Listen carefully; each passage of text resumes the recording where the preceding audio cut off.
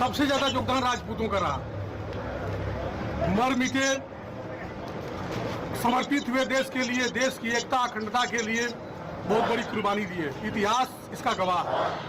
राणा सांगा इतिहास के मध्य युग के ऐसे महानायक थे जिन्होंने 80 घावों को सहकर अपनी एक आंख को समाप्त करके, अपनी एक बांह को समाप्त करके अंतिम समय तक मुगलों से लड़ाई लड़े, औरंगजेबों से लड़ाई लड़े।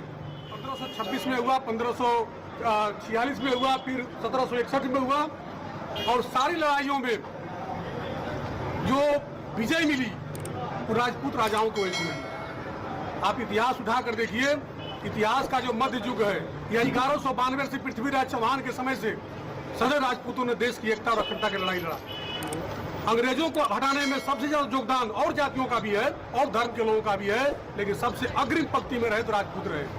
और एक भारत के संसद का सदस्य, जो भारत की संसद को गौरवान्वित करता है, हमारे देश का सदस्य, वह सदस्य जो अपनी गरिमा को गिराकर वैसे महापुरुषों के प्रति अभद्र भाषा का प्रयोग किया है।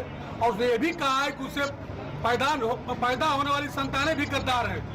इतना बड़ा अपशब्द कहना यह बहुत बड़ा मैंने एक समाज को बहुत बड़ा कौन कहा है? रामजी लाल सुमन जो आगरा के सांसद हैं, समाजवादी पार्टी के नेता हैं, उन्होंने भारत की संसद में यह बात कहा है, जो रिकॉर्ड है, पूरी दुनिया को देखा है। कहीं बैठक में नहीं कहा, वो सदन में कहा। राजपूत समाज बर्दाश्त नहीं करेगा। राजपूत समाज जो है हमेशा स्वाभिमान की लड़ाई लड़ा है। मैं पहली बार देख रहा हूं कि पूरे प्रदेश में राजपूत सड़क पर निकलकर अपने सम्मान, अपने पूर्वज के सम्मान के लिए, उस पूर्वज के अपमान का बदला लेने के लिए सड़कों पर दिखा रहे हैं, सरकार को दिखा रहे हैं, लोगों को दिखा रहे हैं। हमारे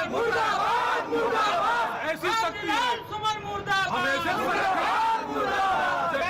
पड़ेगी देश की एकता अखंडता के लिए, अपने पूर्वजों के सम्मान के लिए जब जरूरत पड़ेगी हम सड़कों पर खड़ा होकर प्रदर्शन करेंगे और उनके सम्मान की लड़ाई लड़ेंगे। कहीं भी अपने सम्मान, अपने पूर्वजों का या अपने समाज में लोगों का झुकने नहीं देंगे, नीचा नहीं होने देंगे। यही संदेश है।